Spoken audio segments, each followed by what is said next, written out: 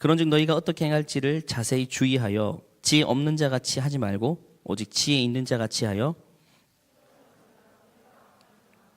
그러므로 어리석은 자가 되지 말고 오직 주의 뜻이 무엇인지 이해하라.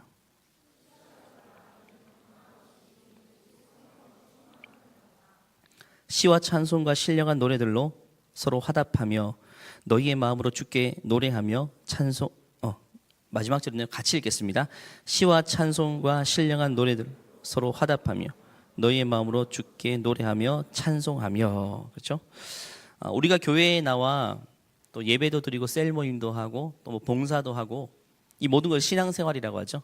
신앙생활을 하는 모든 이유는요 사실 한 가지에 집중되어 있습니다. 하나님과의 관계죠. 하나님과의 관계가 더 깊어지기 위해서 사실 우리 예배도 드리고 셀 모임도 하고 찬양도 하고 찬송도 합니다. 그 목적은 삼위일체 하나님과의 더 깊은 관계를 맺어가는 것입니다. 하나님과 그의 아들 예수 그리스도 그리고 우리 안에 계신 성령님과의 관계가 더 깊어지고 친밀해지는 것이 모든 신앙의 행위의 목적입니다. 그래서 우리 모든 신앙의 행위는요 거기에 포커스를 맞춰져 있어야 됩니다. 근데 열심히 신앙생활하는데 하나님과의 관계가 여전히 소원해요. 그러면 내 신앙 행위를 한번 돌아봐야 돼요. 점검해 봐야 됩니다. 이성교제를 한번 비교해 볼까요? 레알 공동체에 출석하고 있는 철수와 영희, 철수도 없고 영희도 없습니다. 혹시 있나요? 있으면 제가 실례하고요. 이성교제를 시작했어요. 그러면 이제 이 둘은 뭘 하게 되죠? 데이트를 하기 시작합니다. 철수와 영희는 열심히 만나고 또 밥도 먹고 또 영화도 보기도 하고 산책도 하고 이 좋은 봄날 자전거도 탈 겁니다. 또 카페에서 열심히 시간 가는 줄 모르고 수다도 할 겁니다. 그런데 중요한 것은 이 모든 행위의 목적은요 이 둘 사이의 관계에 있습니다. 관계. 서로를 알아가기 위한 도구가 영화이기도 하고 자전거이기도 하고 밥 먹는 거이기도 합니다. 그 행위 자체의 의미는 없어요. 사실 그 행위 자체가 목적이 아니라 둘 사이의 관계가 목적입니다. 그런데 만일 그 중에 어떤 행위가 이 둘 사이의 관계를 오히려 멀어지게 한다면 그 행위는 이제는 멈춰야 되죠. 그렇죠? 영화 보면 관계가 더 멀어져요. 그러면 이제는 그건 멈춰야죠. 관계에 도움이 되는 행위에 집중해야 됩니다. 특히 철수는 자신이 나름대로 시간과 거금을 들여서 이벤트도 할 거고 또 데이트도 부지런히 준비했다면 그것으로 마음을 놓아서는 안 됩니다. 이 데이트를 통해 과연 내가 이 자매의 마음을 충분히 만족시켜주고 있고 우리 둘 사이가 그만큼 친밀해졌는가 이 관계를 늘 스스로 점검해 봐야 됩니다. 그 점검 없이 무작정 놀고 이벤트하고 이런 거에만 집중한다면요 사실 가장 중요한 것들을 잃어버릴 수 있는 겁니다. 열심히 데이트했지만 정작 그 여인의 마음을 얻지 못한다면 말짱 도루묵이죠. 신앙생활도 마찬가지란 거죠. 많은 성도들이 주일 부지런히 예배 나오고 셀 모임도 하고 봉사도 하고 하는데 그 모든 행위의 목적은 하나님과의 관계에 포커스를 맞추어 있어야 됩니다. 그런데 성경을 보면요 열심히 신앙생활 하지만 여전히 관계에 진전이 없어요.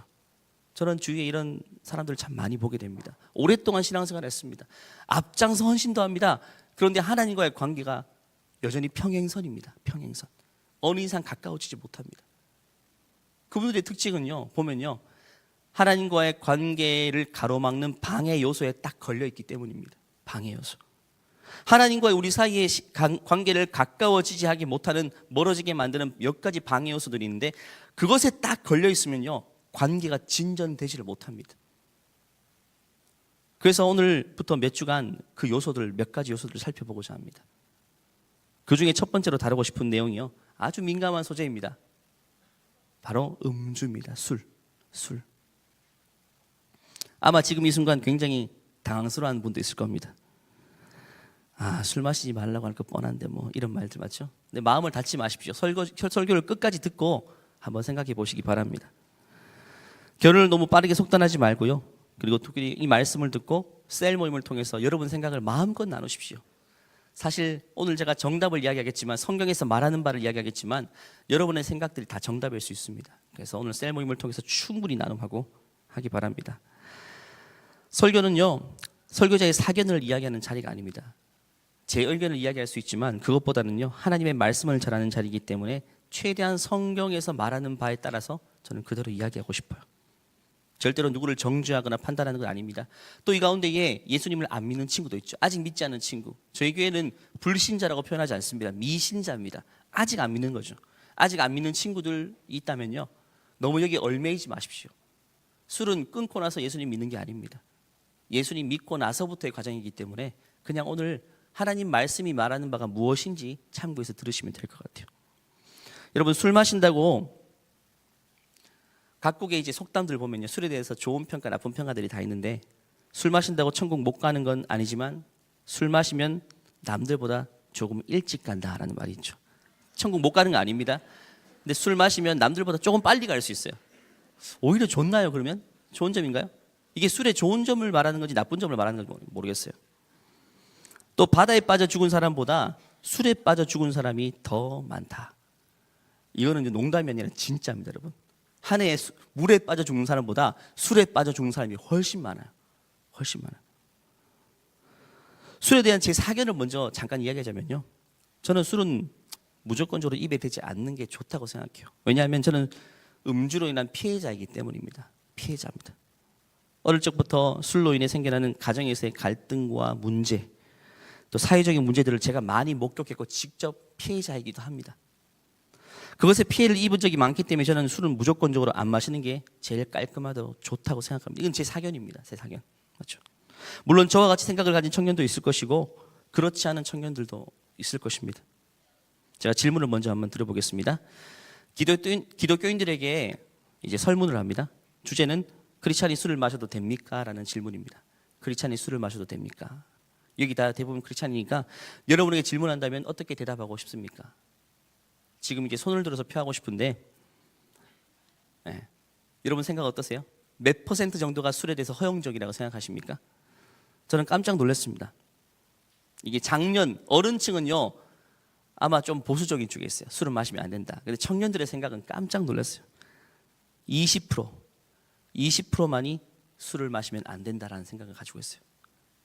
네. 그리고 나머지 한 80%는요 그리스도인도 술을 마셔도 된다라는 통계를 그리스도인 스스로가 가지고 있어요. 술에 대해서 굉장히 허용적이 된 겁니다. 허용적이 됐어요. 물론 막상 우리가 교회 다니기 때문에 술을 안 마신다고 하면요, 여러분 온갖 말로 다 유혹할 수 있죠. 근데 믿는 사람 스스로가 먼저 술에 대해서 허용적인 생각을 가지고 있다는 것이 이 시대의 특징입니다. 또 젊은 세대로 갈수록 그 생각이 더 오픈되어 있어요. 여러분보다 여러분 밑에 세대가 더 많이 오픈되어 있습니다. 이 통계를 보고 얼굴에 화색을 띤 몇몇이 보입니다. 나와 같은 생각들이 많구나. 동지들이 많이 생겼죠. 아주 큰 위로를 받고 있는 청년도 있는 것 같아요. 하지만 많은 사람들이 다 옳다고 하는 길은요, 한 번은 의심해 볼 만한 길입니다, 여러분. 성경에 넓은 길보다 좁은 길을 이야기하죠. 넓은 길은 찾는 이가 많이 있는데 잘못될 확률이 높습니다. 성경은 좁은 길이라고 이야기합니다. 또 하나의 질문입니다. 그렇다면 비기독교인에게, 그리스도인 말고요, 교회 안 다니는 친구들에게 크리스찬이 술을 마셔도 됩니까? 라고 질문한다면 어떤 대답이 나올까요? 비기독교인 눈에 크리스찬이 술 마시는 모습을 보게 된다. 그럼 어떤 생각을 하냐 하는 겁니다. 이것도 통계를 보고 제가 놀랐습니다. 이건 한 90% 이상입니다. 비기독교인의 그리스도인이 술 마시는 것에 대해서 부정적인 이미지를 가지고 있어요. 오히려 비그리스도인이 교회에 다니는 사람이 술 마시는 것에 대해서 비허용적입니다. 통계가 완전히 뒤집어졌어요. 깜짝 놀랐습니다.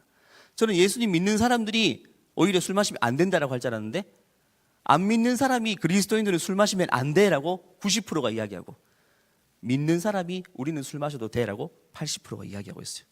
완전히 뒤바뀐 통계입니다. 보통 술을 안 마시면요, 술잔을 안 받으면 막 꼬시죠. 너는 융통성이 없다. 뭐 교회 다니는 사람, 내가 아는 사람 다 마시는데 너는 왜 그러냐. 결국 마시게 합니다. 내가 아는 누구는 집사이고 장로인데 술 마시는데 너만 왜 유독 이러냐. 이런 말들로 막 꼬시죠. 근데 중요한 것은 그때 내가 마시기 시작하면요, 반응이 달라요. 속으로는 너는 아니구나 라는 판단한다는 거죠. 너는 아니구나. 그리고 실망합니다. 실망. 좋아하는 것 같아도 속으로는 아닌데. 왜냐하면 믿지 않는 사람의 인식은요, 진짜 크리스천들은 술을 안 마시는 사람이라고 인식이 딱 박혀 있어요. 그런 공식 가운데 있습니다. 이것은 하루아침에 생겨난 공식이 아닙니다. 오래전부터 한국 사회에 생겨났던 공식입니다. 결국 사람의 목적은요, 진짜 크리스찬을 가짜의 자리에 내려오게 하는 게 목적입니다. 그래서 술 마시라고 하는 겁니다. 근데 거기에 걸려들어서는 안 됩니다. 과거의 교회는요, 세상과 다르기 때문에 핍박을 받았어요. 맞죠? 교회와 세상이 너무 달랐어요. 모든 게 달랐습니다. 교회만의 모습이 있습니다. 세상을 닮지 않았어요. 너무 다르기 때문에 세상은요, 이질감을 느껴서 우리를 핍박했습니다. 나는 다 마시는데 너희는 뭐 술 안 마신다고 해? 다르기 때문에 엄청 교회가 공격을 당했어요. 그때 하나님의 표정은요, 기뻐하시는 표정입니다. 너의 모습을 지킨다고 핍박을 받는 건 이 십자가다. 박수 쳐주는 핍박이었어요. 그런데 오늘날 교회의 핍박은요, 다른 내용으로 핍박을 받습니다. 딱 반대입니다. 교회가 세상과 너무 똑같기 때문에 우리는 핍박을 받습니다. 그래서 개독이란 말을 심지어 듣기도 하죠. 심지어가 아닙니다. 인터넷 댓글들을 보면요, 그런 말들 흔히 쓰죠. 교회가 세상과 다를 바가 없어졌기 때문에. 교회가 세상이 다를 때는요, 욕을 했습니다. 너 왜 그렇게 살아? 하지만 속으로는 경외심을 가졌어요. 교회는 뭔가 다르다. 교회 다니는 사람에게는 뭔가 다른 것이 있다라는 기대감, 경외심이 있었어요. 욕을 하면서도. 근데 오늘날은요, 교회가 세상과 너무 똑같아가지고 차별성이 전혀 없기 때문에 세상에서 일어날 일들이 교회 안에서 다 일어납니다. 싸우고 다투는 일들이 교회 안에서 일어납니다. 그러니까 세상은요, 교회에 대해서 이제 기대를 하지 않습니다. 그래서 욕을 하는 겁니다. 교회가 교회답지 않는 모습 때문에 욕을 얻어. 이 모습을 보고 예수님의 표정은요, 찡그리는 표정입니다. 이런 걸로 욕을 먹어서는 안 되는데, 너무 안타까운데. 우리는 세상과 다름으로 승부해야지 세상을 쫓아가는 것으로 승부해서는 안 됩니다, 여러분. 다름으로 승부해야지. 이게 이기는 방법이에요. 그런데 세상이 하는 방식 그대로 더 빨리 쫓아가서 이기려 하면 안 되는 것입니다. 그렇다면 왜 이런 통계가 나오게 될까요? 왜 안 믿는 사람의 인식 속에 그리스도인은 술을 안 마시는 사람이라는 이 인식이 각인되어 있을까요? 이유는 간단합니다. 과거에로부터 오래전부터 내려온 전통입니다. 두 가지로 생각해 볼 수 있는데요. 첫 번째는 초기 선교사들의 정책 때문이었어요. 초기 선교사들. 1882년도에 미국과 한국이 수호 통상조약을 맺습니다. 벌써 100년 훨씬 넘었죠. 1882년입니다. 그 조약이 체결되고 이제는 선교사들이 그 조약 때문에 들어오게 됩니다. 처음에는 수호 통상조약이기 때문에 무역을 하는 사람들을 공사들이 들어오는데 그 이후부터는 이제는 선교사들이 같이 배를 타고 들어오기 시작합니다. 1885년 언더우드 아펜젤러, 유명한 선교사들이죠. 그들이 처음 들어옵니다. 미국, 캐나다, 영국, 호주 7, 8개국에서부터 전 세계에서 여러분 또래 20대 청년들이 막 들어오기 시작합니다. 초기 선교사들의 모습을 보면요, 정말 대한민국을 사랑했던 사람이에요. 의료, 교육, 성경 번역 등등으로 국내에 활동하면서요, 정말 조선 사람과 똑같이 살았습니다. 거의 조선 민족이 되다시피 옷도 복장도 똑같이 해서 살았어요. 그때 그들이 열심히 조선 땅을 밟으면서 선교하면서 그들의 초기 보고서를 보면요, 이 대한민국의 상황이 어땠는지를 알 수 있습니다. 조선 후기 1800년대 후반 이 나라의 상황은요, 선교사의 보고에 따르면 검은색, 흰색 두 가지밖에 없었다. 흑백 TV를 보는 것 같아요. 그래서 백이민족입니다. 복장은 하얘요. 나머지 다 검습니다. 또 착하고 선한 성품을 가지고 있어요.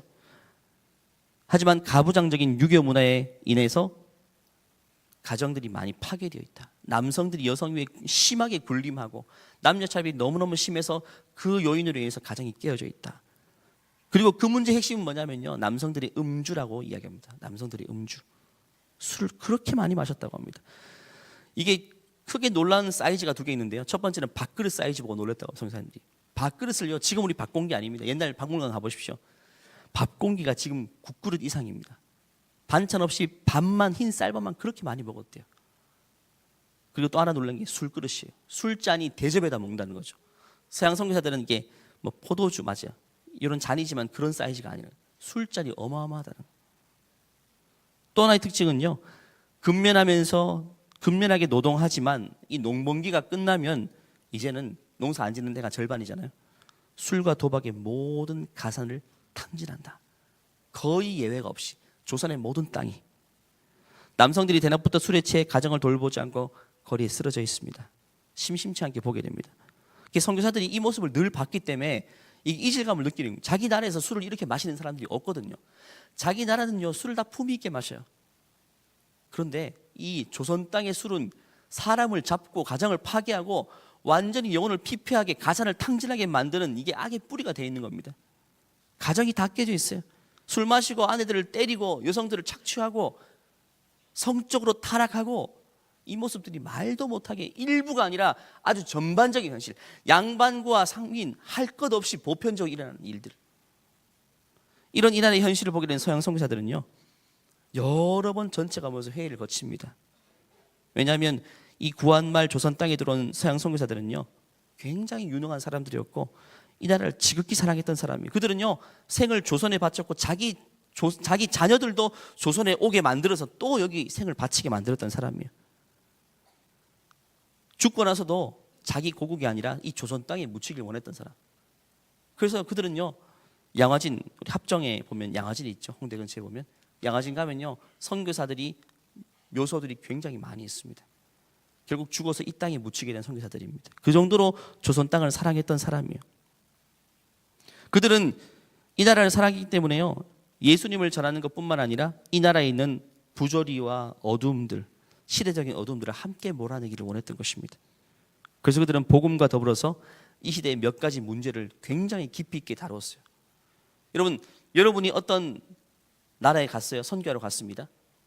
사실 선교사의 목적은 예수님을 전하는 건데 예수님을 전하려고 하는데 예수님을 전하긴 전하겠지만 시대적으로 너무나 다 악습과 폐습이 많은 거예요. 남성들이 심하게 여성들을 괴롭히고 이게 완전 만연했어요. 그럼 내버려 둘 거예요? 내버려 둘 수가 없죠. 선교사는 복음을 전하는 자지만 이 사회적인 부조리를 내버려 두어서는 안 됩니다. 물론 예수 믿고 변화야 될 일이지만 이 부조리를 도외시해서는 안 되는 겁니다. 그래서 첫 번째 다루는 게 남녀 차별과 신분 차별이었습니다.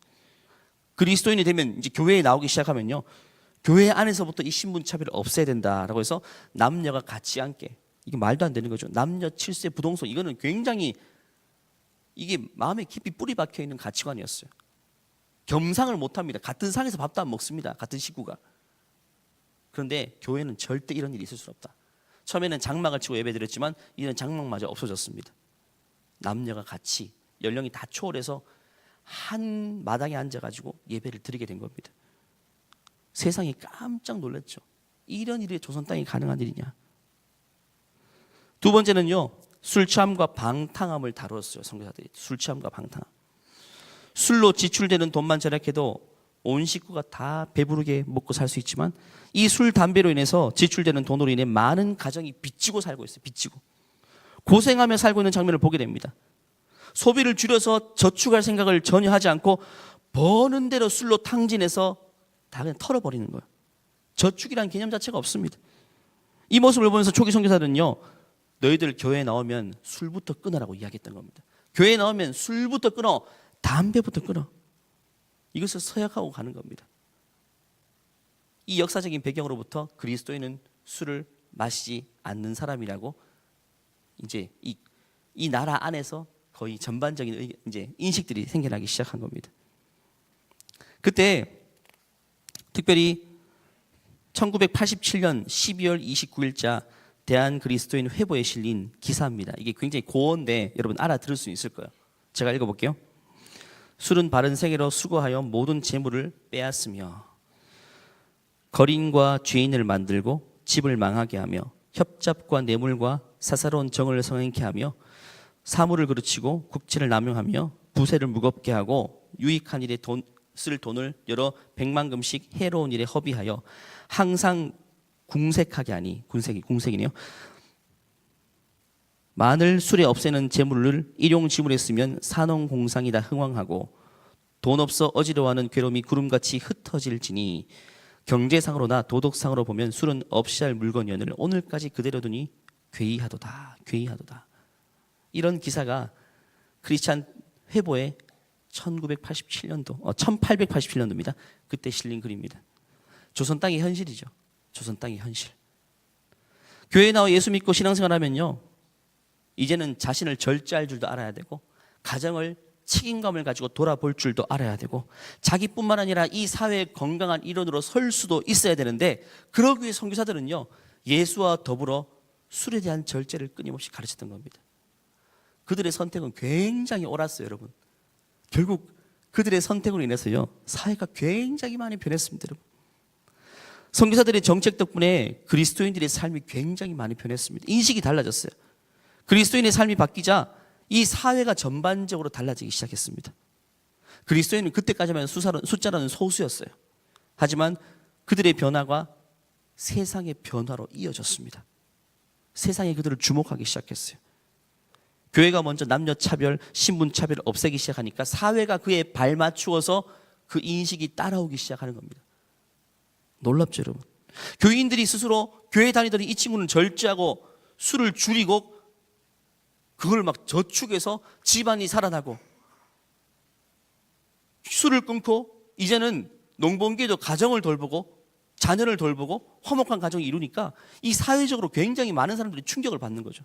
충격을 받습니다. 이런 일들이 있을 수 있는가? 그래서 사회적인 인식 자체가 많이 바뀌게 됩니다. 그리고 이 사건과 더불어서요 기독교인들이 금연 금주를 선포하게 된 또 하나의 계기가 있습니다. 두 번째 역사적인 사건은 여러분 잘 아는 국채 보상 운동 다 배웠죠. 국채를 보상하는 겁니다. 1904년도요 고문정치일의 일제는 한국의 경제를 의도적으로 파탄에 빠뜨리려고 굉장히 많이 노력했습니다. 그래서 자기에게 예속시키기 위해서 한국 정부로부터 하여금 자기로부터 차관을 강제로 도입하게 만들었어요. 조선이 워낙 가난하니까 일본으로부터 차관을 강제로 도입하게 만들었어요. 요즘으로 하면 일본이 거의 대부업체 흉내 낸 겁니다. 억지로 돈 빌리기 위해서 굉장히 고이율로 이자를 받아먹는 것이죠. 마치 신체 포기각서를 받게 한 것처럼 조선 땅을 그렇게 위협했습니다. 결국 조선이 그 돈을 다 갚지 못하자 그것을 빌미로 내정 간섭이 시작되고 각종 이권들을 다 독점해서 다 싹쓸이해 갔습니다. 곡창지대에서요 곡물들 다 싹쓸이해 갑니다. 철도권부터 해가지고 모든 돈이 되는 산업들은 다 가지고 왔습니다. 땅만 우리 땅에서 사용할 뿐이지 다 싹쓸이해 갔습니다. 일본으로부터 차관을 썼기 때문에 갚지 못하기 때문에 뭐 할 말이 없어요, 사실. 눈더미처럼 애국지사들은요 눈더미처럼 불어나는 국채로 인해 결국 전국토를 일본에 빼앗길까 봐 2천만 우리 국민이 그들의 노예가 될지 모른다 며 국채 보상운동, 우리가 돈을 모아서 일단 차관을 갚자라고 운동을 일으켰어요. 애국지사들이 한 거죠. 대구 지역 유지들이요 특별히 대동 광문회 모임에서요 우리 유명한 서상돈이라는 선생님이 있죠. 그분이 먼저 자기 돈을 딱 내밀었어요. 거금 얼마인지 아십니까? 800원. 800원이나. 그때 1년 국가 예산이요 1370원이었다고 합니다. 엄청난 액수를 내놓은 겁니다. 엄청나게 부자였어요. 또. 다 내놓았어요. 그리고 이어서 남녀 어린아이 할 것 없이 모든 것을 아끼고 절약해가지고 빌린 차관을 다 갚아내서 우리 스스로 독립을 이루자 이렇게 했어요. 은가락지, 은장도 집집마다 다 바쳤죠. 우리 IMF 때 1998년도 제가 대학 입학할 때인데 기억납니다. 그때 금모으기 운동이 집집마다 금을 다 팔아가지고 사실 IMF를 돌파했습니다. 국채보상은 그의 원조이죠. 그때 선교사들이 뭘 했나? 이렇게 말했죠. 교인들에게 다시 한번 금주, 금연을 강조했습니다. 왜? 조선 땅에 많은 사람들이 술과 담배에 쩔어 있으니까 일본이 그 경제적인 이익을 취한 겁니다. 술과 담배를 거의 일본에서 들여왔어요. 돈을 그대로 다 가져가는 겁니다. 이것부터 줄이자 해서 술, 담배, 금연, 금주를 다시 한번 우리 교인들은 반드시 예외 없이 이렇게 하자라고 운동을 벌입니다. 그래서 전 사회적으로요 금주 운동이 일어났던 것입니다. 그런데 국채보상 운동 이전에 이미 기독교인들은요 선교사들의 가르침에 의해서 대부분 다 금주와 금연을 하고 있었습니다. 결국 지금 전 사회적으로 기독교인들은 술을 마시지 않는다라는 이런 명제는요 사실 역사적인 배경으로부터 출발한 겁니다. 그런데 전 세계를 보면요 교인들이 술 마시면 안 된다라는 그런 명제를 가지고 있는 나라가 많이 없습니다. 미국, 유럽 할 것 없이 많이 없습니다. 그런데 공통점이 있어요. 경건한 그리스도인 있죠. 정말 하나님과 인격적인 관계를 맺고 경건한 그리스도인들은요 거의 술을 마시지 않습니다. 미국 할 거 없습니다. 미국도 남부의 바이블 벨트는요 휴스턴 같은 지역에는요 주일날 술을 팔지 못하는 이 법이 있을 정도입니다. 물론 실제로 술을 많이 팔겠지만요. 거룩한 사람들은 술을 절제하고 있습니다. 그렇다면 기독교인의 금주는 선교사들의 잘못된 가르침이었나? 아닙니다, 여러분. 선교사들이 성경에도 없는 것을 가르치고 막 그렇게 한 건 아닙니다. 성경에도 맞지 않는 율법으로 조선인들을 그렇게 억압한 것일까? 그것이 아닙니다. 그것이 굉장히 옳은 가르침이었어요. 성경을 보면 술에 대해서요, 긍정적으로 말하는 부분도 있고 부정적으로 말하는 부분들이 있습니다. 하지만 긍정적으로 말하는 부분은 아주 일부입니다. 대부분 술을 대해서 금지 내지 경계하고 조심하라는 방향으로 이야기합니다. 대표적으로 잠언 20장 1절 말씀 보면요, 잠언 20장 1절입니다. 같이 읽어볼게요. 포도주는 거만하게 하는 것이요,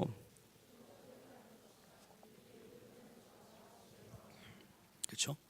너무 쉽게 이해되죠. 술을 취하면 거만해지고 입이 가벼워지고 거칠어지게 되죠.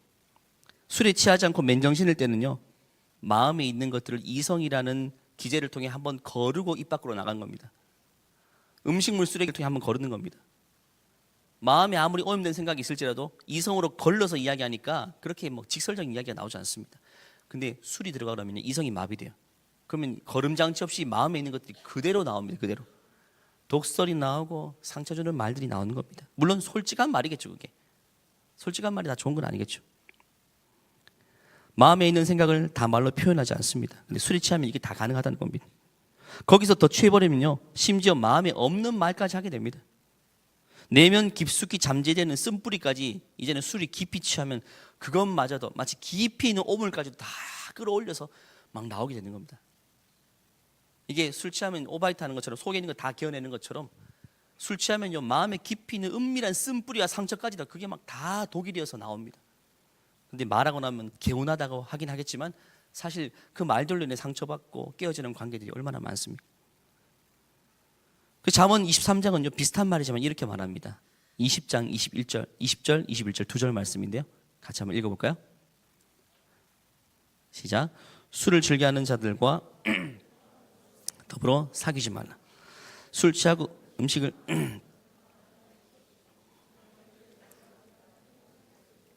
네.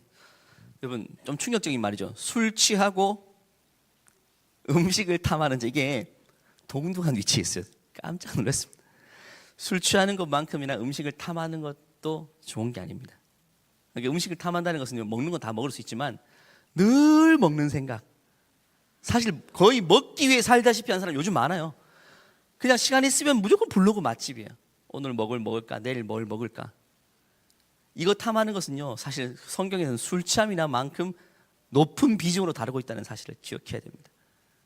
맛집 저도 맛집 검색 많이 하지만 그것이 거의 목적이 되다시피 살아서는 안 된다는 것입니다. 맞죠? 사랑하는 사람과 함께 맛집 가고 싶죠. 근데 그걸 넘어서는 안 된다는 것입니다. 그렇다면 술에 취하지만 않으면 괜찮은가라는 질문이 생기죠. 많은 질문이 이렇게, 술에 취하지만 않으면 괜찮은가? 조금만 마시면 되지 않을까? 여러분의 생각은 어떻습니까? 나름대로 기준이 다 다르겠지만 말입니다. 주로 그렇게 주장하는 사람들이 내세우는 성경 구절이 에베소서 말씀이죠. 5장 18절입니다. 같이 읽어볼까요? 5장 18절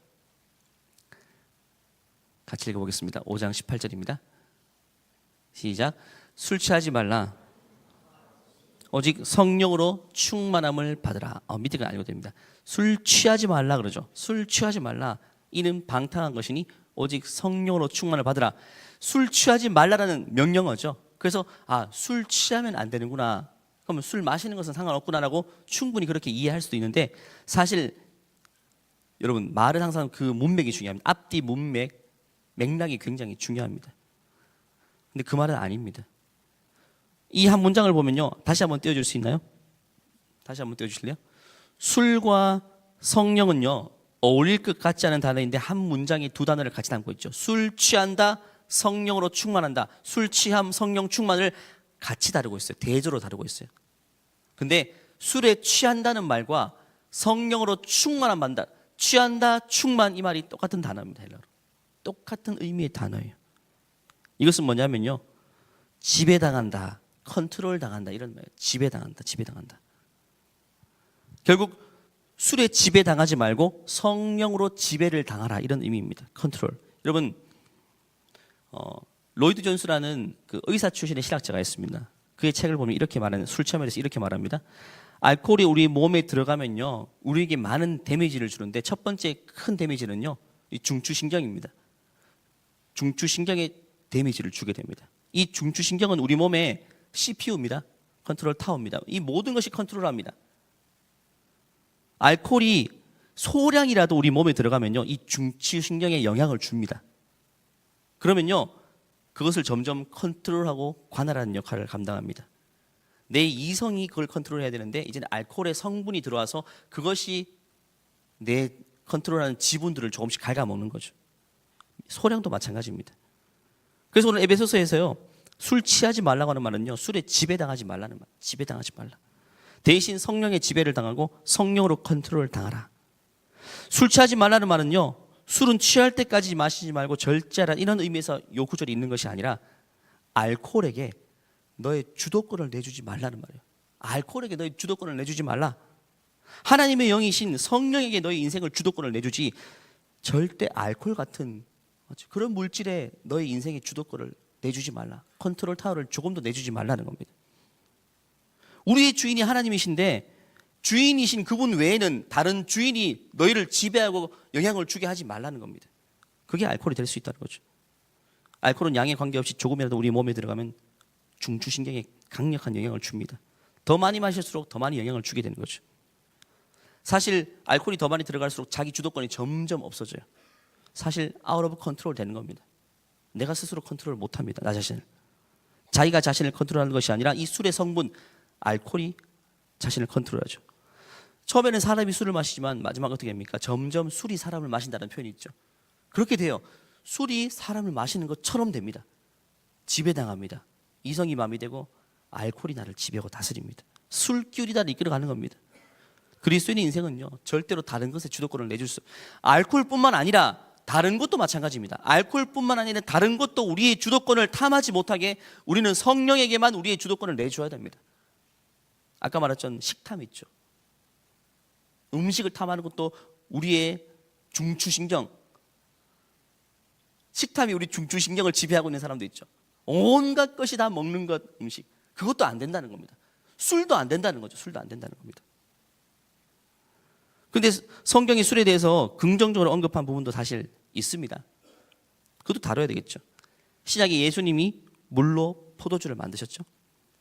또 성찬식에도 포도주를 사용하신 것을 보게 돼요. 떡과 포도주를 사용하죠. 2000년 전에 이스라엘 지역에서 마셨던 포도주, 근데 여러분 그때 포도주와 우리가 생각하는 포도주는 좀 다른 포도주입니다. 성경의 포도주라는 단어는 헬라어로 오이노스라는 말인데 이것은 알코올이 있는 포도주만을 오이노스라고 말하지 않고요. 그냥 포도에서 나온 모든 과즙을 다, 포도에서 생산된 모든 제품들 오이노스라고 합니다. 포도 주스, 포도즙 다 오이노스로 표현됩니다. 이 단어는 알코올이 있는 포도주와 알코올이 없는 포도즙을 모두 지칭하는 단어입니다. 2000년 전에요, 이스라엘 지역은 건조한 사막 기후입니다. 오늘날도 마찬가지죠. 그들은 사실 식수가 다 오염되어 있어요. 우리가 같이 지하수도 잘 나오는 문화가 아닙니다. 다 오염된 물입니다. 그래서 그들은 포도를 수확해서 포도즙을 내어서 한 해에 거의 물처럼 마시는 겁니다. 물처럼 마셔요. 근데 알코올 성분이 거의 없어요, 여러분. 소주처럼 도수가 높은 술은 잘 없어요, 이스라엘이. 여러분. OECD 국가 중에 통계를 해보니까 술을 많이 마시는 그 나라들 보니까 우리나라가 한참 뒤에 있어요. 근데 독주 있죠. 거의 소주 정도는 알코올, 도수 높은 술을 마시는 것은 우리나라가 단연 1등입니다. 단연 1등. 저도 이스라엘 성지순례를 몇 년 전에 간 적이 있어요. 한 7, 8년 된 것 같아요. 그때 이스라엘 이제 포도주 파는 샵들이 많은데 한번 가본 적이 있어요. 호기심에서 갔습니다. 갔는데 도수가 없는 오이노스, 포도즙, 영어로는 둘 다 와인입니다. 도수가 있어도 와인이고 없어도 와인입니다. 와인바 가면 없는 포도주도 훨씬 많습니다. 굉장히 많아요. 포도에서 나온 그냥 주스입니다. 주스. 100%이지만요. 일반적으로 포도주는요, 영어로 와인인데 정말 도수가 들어간 포도주, 독한 술은요, 영어 성경에서는 비어, 그냥 맥주라고 하기도 하고요, 스트롱 드링크를 합니다. 독한 술, 스트롱 드링크.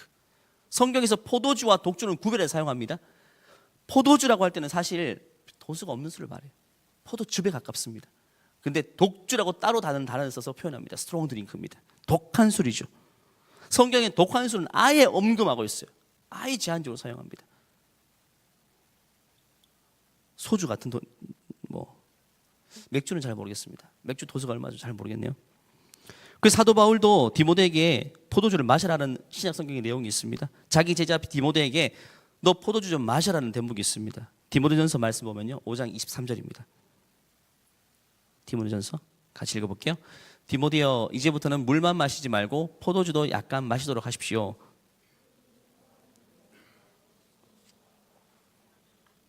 그렇죠? 아싸라고 하는 사람 많죠. 소화 기능을 돕는데요. 약 아닙니까, 약? 어른들이 약주 하죠.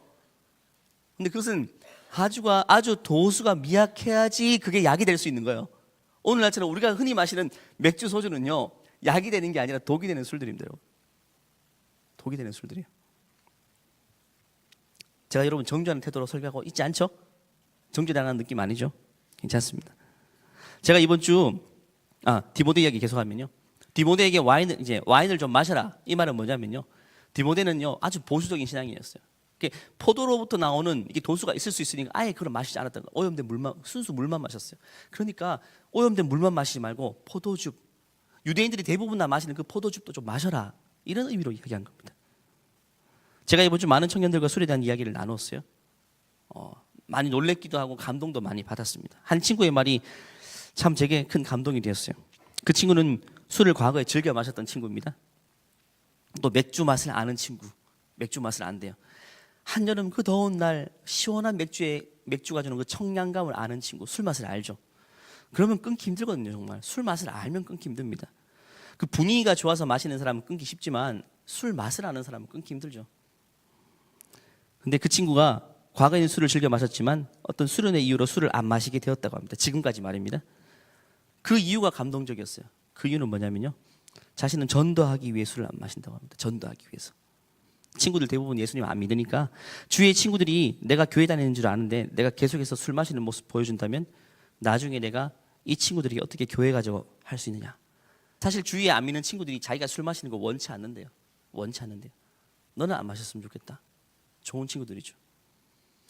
근데 친구들, 나를 사랑하고 아끼는 친구들 이렇게 이야기하지만 사실 우리가 어떤 취직을 해서 어떤 회사에 들어가거나 그들의 음주 문화에서는 부어라 마셔라, 안 마시면 눈총을 줍니다. 저는 생각해 보니까 참 웃겨요. 술을 강요하는 문화는 대한민국밖에 없죠. 정말 그렇습니다. 술을 강요하는 문화는요, 대학부터 있습니다. 대학부터 20대 초반부터. 이 말도 안 되는 문화죠. 요즘 베지테리안이 많죠. 야채만 먹는 사람 맞죠? 그런 사람이 고기를 강요하면 어떻게 되죠? 큰일 납니다, 여러분. 고발당해요. 나는 채식주의자입니다 했는데 고기를 억지로 강요해요. 회식 시간에. 그 사람은 감옥에 갑니다. 고기가 나쁜 게 아니잖아요. 좋은 것을 강요해도 사실 고발당해요. 근데 이 대한민국의 풍토에 술은 몸에 안 좋아요. 다 인식하고 있습니다. 그런데 술을 강요하는 것은 누구도 고발하지 않고 괜찮아요. 괜찮은 문화라고 인식하고 있는 이 대한민국 사회에 굉장히 문제 있는 겁니다. 이 인식을 여러분들이 조금씩 깨워야 돼요. 깨워야 됩니다. 어떤 친구들 학과장하고 뭐 단과대 학생회장도 있는데 올해부터 우리 신입생 OT 때부터 문화를 바꾸자 해서 바꾼 친구도 있습니다. 굉장히 좋은 사례입니다. 여러분들이 맞죠? 과대를 해가지고 그런 문화를 바꿔도 좋습니다. 부어라 마셔라 강요하는 문화는 안 되는 겁니다. 그리고 바울은요, 자신의 모습을 통해 전도의 길을 막힌다면 자기는 술이든 고기든 먹지 않겠다고 말한 바가 있어요. 고린도전서 8장 13절 말씀 보면요, 한번 읽어볼까요? 같이 읽어볼게요. 그러므로 만일 음식이 내 형제를 실족하게 한다면 나는 영원히 고기를 먹지 아니하여 내 형제를 실족하지 않게 하리라. 바울은 늘 예수님 이야기하고 다니는 사람이에요. 근데 사람들이 보는 앞에서 고기를 먹는다. 근데 그 당시 고기가 요즘 말하는 음주와 비슷한 이슈였어요. 그 당시 고기는요, 시장 통해서 흘러나오는 고기는 대부분 다 우상에게 바쳐진 고기입니다. 우상에게 바쳐진 고기가 시장 통으로 흘러와서 대부분 그 고기입니다. 고기는 대부분 다 우상 제물이 됐던 겁니다. 경건한 유대인들은요, 그게 우상에게 바쳐졌기 때문에 고기는 먹으면 안 되라는 인식을 가지고 있어요. 근데 바울은 괜찮대요. 자기 신앙가로는 괜찮아요. 고기 뭐 우상에게 바쳐졌어도 감사하게 먹으면 그게 약이 되는 거지라고 생각했지만, 혹여나 내가 고기 먹는 모습을 보고 경건한 유대인들이 나를 향해서 손가락질하거나 그것 때문에 이 사람들이 전도의 문이 막힌다면 나는 평생 고기를 안 먹고 형제를 실족하지 않겠다라고 이야기합니다. 내 자유가 상대방을 실족해 하고 상대방이 예수 믿는데 지장을 준다면 자신의 자유를 스스로 제한하면서 살겠다. 이게 술을 안 마시는 좋은 동기 중에 하나일 수 있습니다. 이게 일반화해서는 안 됩니다. 하지만 좋은 동기 중에 하나일 수 있습니다. 제가 오늘 이렇게 강단 앞에 여러분 앞에 하나님 말씀 전하고 설교했으면서 저녁 예배 끝나면 한 9시쯤 됩니다. 갈증도 나죠. 숲에서 이제 제가 서부 식자재 마트 자주 가는데 맥주 몇 병을 골라가 딱 담다가 계산대 앞에서 우리 예언이를 만났어요. 예언이가 어떤 생각을 할까요? 물론 자유로운 예언이는 뭐 정죄는 안 할 수 있겠지만 실족할 수 있죠. 다음 주부터 내 말이 안 들릴 수도 있어요. 내가 술 취해 동네에서 비틀비틀거리다가 여러분 청년들을 만난다면 여러분들이 그 다음 주부터 제 설교가 들어오겠습니까? 안 들어오죠. 저는 그것 때문에 절대 죽을 때까지 술을 안 마실 겁니다, 여러분. 사랑하는 여러분, 술 자체가 여러분 구원과는 상관없어요. 술 마셔서 뭐 구원 못 받는 이런 개념이 아닙니다. 술은 성화와 관련이 있습니다. 성화. 예수님과 친밀한 교제를 하고 주님과 더 가까이 가기 위해서 술은 반드시 장애 요소가 될 수 있습니다. 확실해요, 여러분. 확실해요. 예수님을 믿게 되고 그분과 친밀한 교제를 나누게 되면요, 술이 조금씩 줄어들고 절제하게 돼 있어요. 마지막에는 멀리하게 돼 있습니다. 물론 술 끊는다고 예수님과 다 가까워지는 건 아닙니다. 하지만 예수님과 가까워지면 술은 조금씩 멀리하게 돼 있습니다. 율법으로 마시지 마 이런 개념은 잘못됐습니다. 기독교는 술을 마시면 안 되라는 명제, 율법 같은 명제는 잘못된 겁니다. 하지만 여러분이 예수님과 더 친밀한 관계를 맺기 위해서는요, 술이란 것이 방해 요소가 될 수 있다는 사실을 반드시 기억해야 됩니다. 내가 주님을 더 알아가고 성령께서 내 안에 더 충만해지기 위해서는요, 내가 습관적으로 마셨던, 쉽게 마셨던 술도 한 번은 생각해 볼 필요가 있다는 것입니다. 말씀을 마무리하겠습니다. 오늘 세 가지 결론을 말씀드리겠어요. 첫 번째는요, 세 가지만 기억해 주세요. 자신만의 술에 대한 기준과 가치관을 정립하라는 겁니다. 오늘 셀 모임 때 이거 꼭 하세요. 자신만의 술에 대한 기준과 가치관. 맞죠? 나는 아예 안 마시겠다. 정말 좋은 가치관이에요. 존중받아 마땅합니다. 그러면 나는 취하기 전까지만 마시겠다. 이것도 그의 가치관이 될 수 있어요? 정죄받을 필요가 없습니다. 하지만 이런 가치관과 생각이 기준이 있는 게 굉장히 중요합니다, 여러분. 내 생각, 내 기준이 있는 거. 두 번째는요, 상대방이 가진 기준을 정죄하지 말라는 겁니다. 술 마시는 자리에서 양쪽에 크리스찬이 두 명이 앉아 있어요. 한 명은 술 마시는 그리스도인, 한 명은 안 마시는 그리스도인이에요. 그러면 안 마시는 그리스도인은 너 교회 다니면 술 마셔 이렇게 정죄할 수 있죠. 그거 하지 말라는 겁니다. 반대쪽에서도 마시는 그리스도인이 있습니다. 나는 마시는데 너는 왜 안 마셔? 이렇게 정죄해서는 안 되는 겁니다.